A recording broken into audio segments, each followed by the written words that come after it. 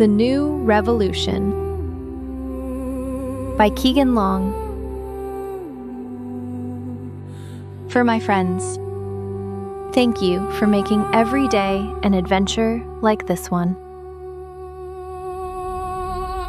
Chapter 12.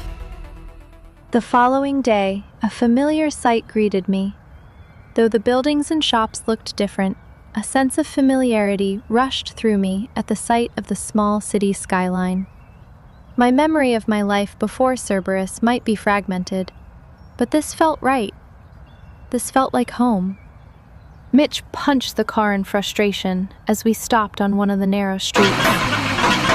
Piece of junk. He gave it an additional kick for good measure. "What's the good old word, Commander?" Becca said in a sarcastic tone. The girl had already taken a liking in picking on our savior. He shot her a look, his eyes narrowing. "I think you're my least favorite out of the group." Becca put her hand to her chest and stumbled backward. "Ouch! Now that hurt!" "Stop joking around, Becca," Nicole said, giving her sister a push. "This is serious." I pressed my hand to the hood of the car and quickly pulled it back at the burn. Just our luck. If my father had been here, he could make any engine run again. "Is it what I think it is?" I asked anyway. Mitch nodded. "Yep, overheated by the looks of it. We can't stay here either. We're sitting ducks out here." "And the other car?" I tried. "Busted as well," Mitch sighed. "It took more damage during our escape than this one." "How far is the base from here?" "Not far." Mitch looked around the block and seemed pleased by the stillness that surrounded us. "We can walk, but it won't be a fun one. If we start now, we have a good chance of making it before dark." I gave him a small smile. "Then we better get started." Our long journey through the city was fortunately uneventful, besides the occasional groan from Sarah or Becca lagging behind. The sun scorched us from above, and I felt the beginning of a sunburn forming on the back of my neck. When another familiar sight came into view, the memories came flooding. My mother's bright smile looking down on me, my father's proud look. But my sister... Every time I tried to remember her face, the memory escaped me. We were twins, after all. Why was it so hard to remember? Sarah walked beside me. "I know that look." "What look?" I tried to play it off, but knew it was pointless. It was Sarah. Nothing could be hidden from her. "It's the same look I have whenever I think back," Sarah said. Her voice wasn't the usual mocking or teasing tone she usually used. No, she was being sympathetic, showing her vulnerable side. "You're not the only one, remember? We all have it." I gave Sarah's arm a gentle squeeze. "I know. And thanks." "Did you want to talk about it?" she offered. "Not right now, but I'll let you know when I'm ready. I promise." Sarah smiled. "Same goes here." In the midst of our state, a sudden and piercing gunshot shattered the silence, jolting us back to reality. The bullet surged through the air, leaving a trail in its wake. It found its target, an unsuspecting concrete building standing tall behind us, embedding itself with a subtle thud. "Down! Find cover!" Mitch slid behind the nearby alley. He raised his rifle and fired a few blind shots. "What the hell was that?" Sarah yelled over the echo of another gunshot. It was quickly followed by another that bounced off an old car we took shelter behind. "Another centaur?" It couldn't be. The shots were sporadic, random, and uncalculated. A centaur would be more precise with its shots. The gun being used was no more than an old hunting rifle. "I don't think so." I listened carefully. This isn't the work of a centaur, or even Cerberus. 1 lone marksman, maybe? Maybe 2? Mitch shouted over another volley of bullets. I think you might be right. Scavengers, more than likely. Scavengers, a detestable breed of humans that emerge from the chaos and conquest of Cerberus. People who exploited the vulnerable in regions ravaged by war, areas considered unworthy or unproductive by Cerberus. Many chose to avoid these territories entirely. With scarce provisions and the constant threat of scavenger attacks, life under Cerberus's rule seemed not as bad. When Cerberus killed, it was to instill fear and control. Scavengers killed to loot, and for sport. What if you cover me and I flank them from behind? I suggested. They would never see it coming. Are you crazy?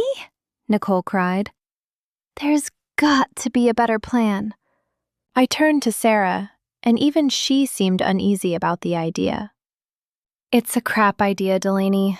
No offense. I second that, Becca added. This isn't the Acheron anymore. You can't work your way around this one.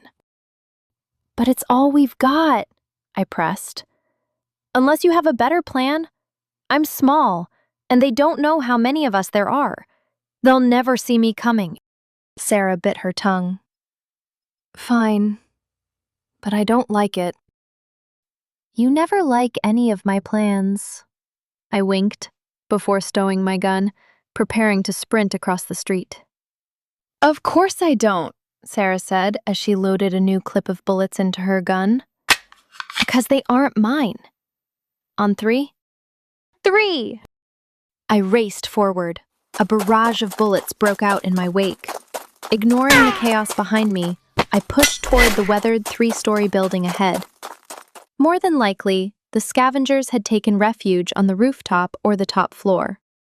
Inside the building, darkness surrounded me, with only a flickering candle in the kitchen casting a small light. Startled, I flinched as another gunshot roared from above. I crept up the wooden steps, careful not to create any noise to alert them of my presence. On the first landing, I walked straight into the first bedroom, where the back of a slim, hooded figure faced me. Taking out my knife, I went for his neck. The poor boy didn't see it coming, and his lifeless body limped into my arms. This world changed me, changed everyone. Cerberus had turned all of us into killers, just to survive. My hand shook violently as I looked at the blood spread along my knife. The boy looked back at me, eyes open but all signs of life drained from his face. He couldn't have been older than me, maybe by a year or 2. I wished there had been another way, but it was either him or my friends. Another shot roared from above. So, there was more than one of them. But how many? When I managed to reach the rooftop, my adrenaline surged, preparing myself to confront the final scavenger. Gripping my knife tightly, I braced for the impending showdown. However, to my embarrassment, the tables turned abruptly. A hidden threat lurked behind, waiting for the moment to strike.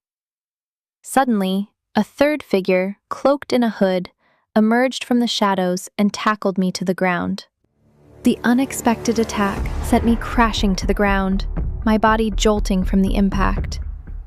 My grip around my knife slipped. The knife clattered against the hard ground several feet away. The metallic sound seemed to echo through the tense atmosphere, mocking my failed attempt at maintaining the upper hand.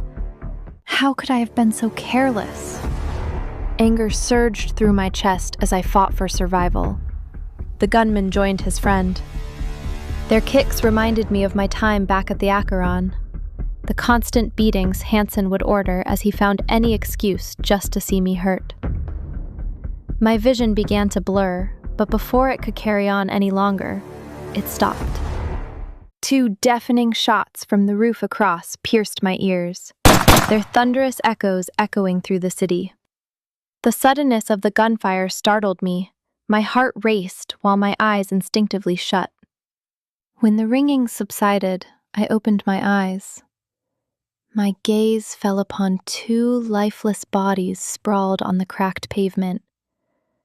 These were the Scavengers, the ruthless gang who had cornered me moments ago. The once hooded figures now laid motionless at my feet, their lifeless eyes staring vacantly into nothingness. The intensity of the moment hung heavy in the air, as if time itself had paused to witness the death laid before me. The weight of the silence was only broken by the distant sounds of an abandoned city. Minutes later, Sarah's red hair came into view as she rushed toward me. A sigh of relief escaped my lips. "Whoa, you okay, Delaney?" she asked while helping me to my feet. "I told you that was a stupid idea." "What do you mean?" I tried to smile, but found it hurt more to do so, and settled for a smirk instead. "It worked." Sarah shook her head, and a laugh escaped her lips no matter how hard she tried to hide it. "Let's call it luck." "Luck?" I motioned toward the dead Scavengers. "That wasn't you?" Sarah shook her head again. "Mitch?" A new voice came from behind. It was me. The world went still. That voice. It couldn't be. No matter how many years may have passed, I would never forget it. With Sarah's help, I turned my aching body to catch a glimpse of my rescuer. Before me stood a young girl with flowing blonde hair and piercing blue eyes, casually slinging a lengthy rifle across her shoulder. She appeared to be my equal in age, and deep within, I recognized her unmistakably. Despite it being over 5 years, the girl standing across from us was none other than my sister. My twin sister. The floodgate of tears opened, my sight becoming a blur again. I ran to my sister. "Kenna?"